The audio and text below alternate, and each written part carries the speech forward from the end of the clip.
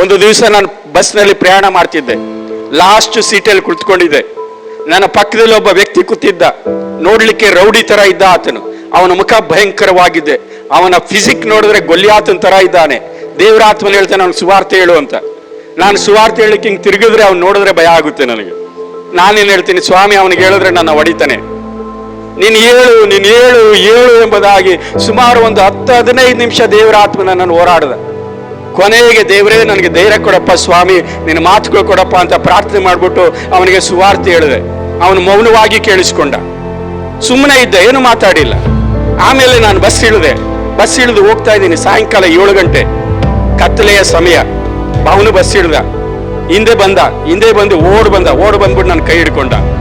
ಹೃದಯ ಡಗ ಅಂತ ಏನ್ ಹೇಳ್ದ ಗೊತ್ತಾ ಆತನು? ಈ ಮಾತು ನೀನು ನನಗೆ ತಿಳಿಸ್ತೇ ಇದ್ದಿದ್ರೆ ಈ ರಾತ್ರಿ ನಾನು ನೇಣು ಹಾಕೊಂಡು ಸಾಯ್ತಿದ್ದೆ ಅಂತಂದ.